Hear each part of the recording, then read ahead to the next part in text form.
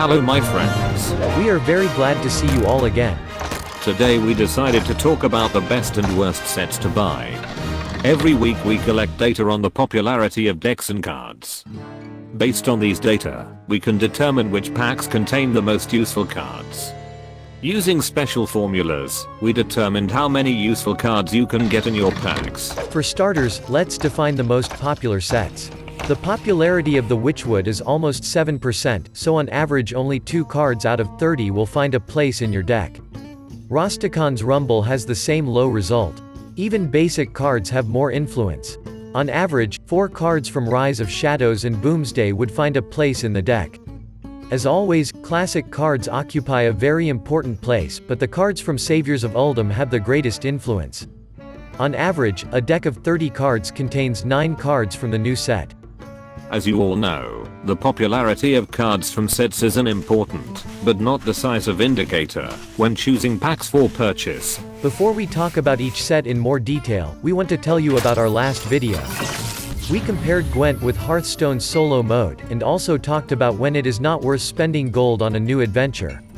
At the end of the video we conducted a small marketing survey.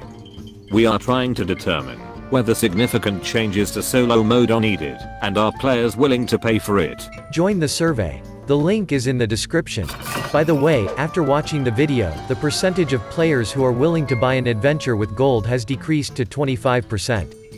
Let's get back to the main theme. Traditionally, we will start our analysis with basic cards. Despite a stable share of presence, basic cards gradually lose their influence. Earlier these cards were untouchable, now some of them create problems for developers and have been sent to the Hall of Fame. In general, only 36% of all basic cards are used in the metagame. This is the lowest result we have ever monitored. Novice Engineer is the most popular card, 17% of decks use it. Let's now move on to the list of sets that you can buy in the store. As always, the worst set starts off our list. The vast majority of the Witchwood cards have never had an impact on the metagame. Subsequently, the premature rotation of the even and odd cards made this set almost useless. This is a very bad set to buy. Only 27% of the cards from the set found their application in the metagame. Also this set has too few useful legendary cards. In total, 7 legendary cards found their place in decks, and only 4 of them have a popularity of more than 1%. The most important legendary card is still Shutterwalk. What could be worse than the Witchwood? Only Rostakon's Rumble. This set is the least impactful set of cards we've ever seen. The only thing that could slightly change the situation is a buff.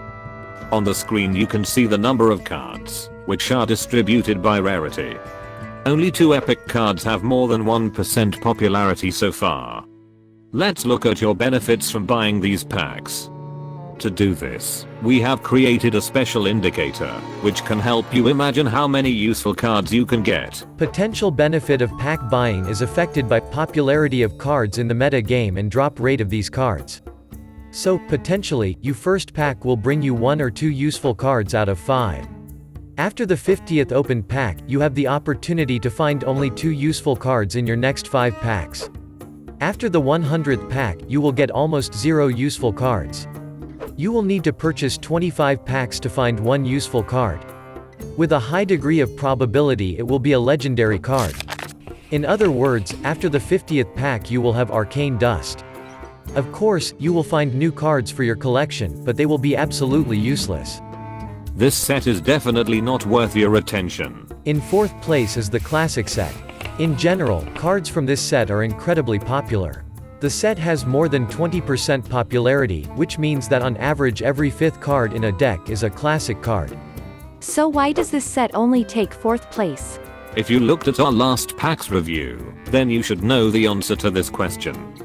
Most players forget that Classic is the largest set in Hearthstone, and it contains 245 collectible cards. But really useful cards are only about 40%. In addition, the set contains 33 legendary cards, 13 of them can be seen in the metagame and only 10 of them are above 1% popularity. As a rule, the list of the best legendaries remains unchanged. Leroy Jenkins is the main leader. Also, Cenarius is now in the top 3.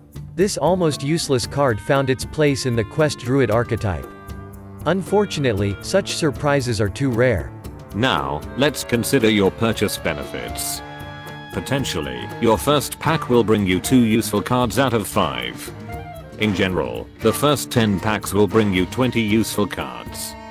This is a very good amount. After the 50th open pack, you have the opportunity to find 1 useful card in each subsequent pack. After the 100th pack, you will need to purchase 8 packs to find 1 useful card. We believe that the optimal amount that will bring maximum benefit is 90 packs. Of course, you can't get all the useful epic and legendary cards, but you will get a good foundation for your collection. But we still don't recommend you buy the set for gold. You will receive approximately 90 packs for free throughout the game year if you complete quests, take part in the tavern brawls, and watch official game streams on Twitch. In addition, the classic set is gradually losing its importance, as developers continue to remove core cards from the set and replace them with weak ones, since these cards are not subject to set rotation, and therefore are not supposed to have a huge impact on the metagame. If you are a novice, then you should know that most game guides still believe that this set is the best choice for new players. We think differently. In third place is Bloomsday. This is definitely the best set of 2018. The dynamics of the popularity of the cards from this set was quite unpredictable. Immediately after the release, the influence of the cards steadily decreased, and only after rotation, 8 months after the release, the set began to gradually gain popularity. After that, a lot of cards received buffs and the set immediately became the best in the game. Everything radically changed again after the release of Saviors of Uldum and the nerfs. The set is still relevant, but not as attractive as a few weeks ago. The main advantage of Bloomsday is a large number of useful legendary cards, 13 of which have more than 1% popularity. Of the important disadvantages, there are too few useful epic cards, and also after 6 months the set will leave the standard mode. In second place is Rise of Shadows. This is a really important set in the history of the game. Over the course of 4 months, a huge number of cards were used in the meta game. In addition, all the legendary cards found their place in decks, although not all of them were effective. The set lost some of its benefits after the release of Saviors of Uldum. Currently 47% of the cards are involved in competitive play. This means that only every second card from the set is used. 11 legendary cards are used with varying popularity. Most of the legendary cards are now useless in standard mode. Unexpectedly, Barista Linchin, Chef Nomi and Archivist Elysiana are the most popular cards. The potential benefit ratio is almost the same as Classic and Bloomsday packs. The main advantages of Rise of Shadows over upcoming sets are that strategies that have already been used in the past are more likely to appear in the metagame in the future. And no less important, Rise of Shadows will be in standard mode for 2 years. And finally, in the first place is Saviors of Uldum.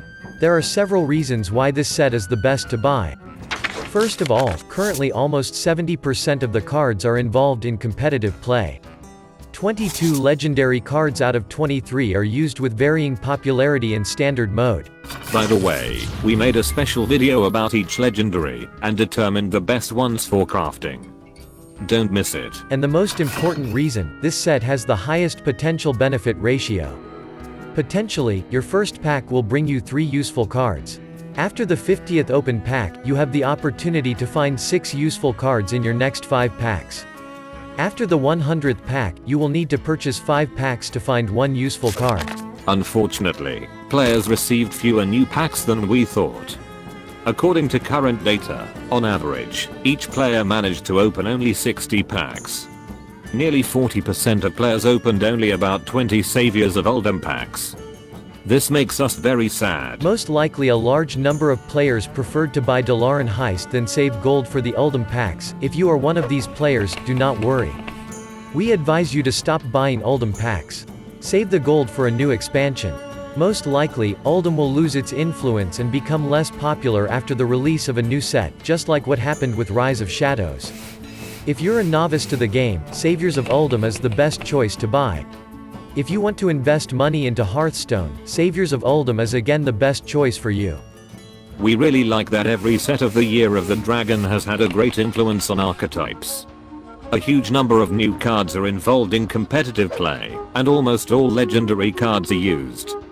This makes the game really diverse, fresh and interesting. We are almost sure that the developers will be able to repeat the success of the previous 2 expansions and make the last set of the year no less influential.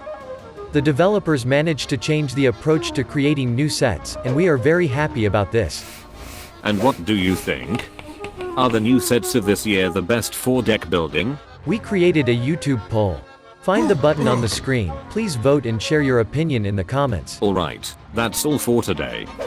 Thank you for being with us. And special thanks to Chris for text editing. We will meet in new videos. Good luck.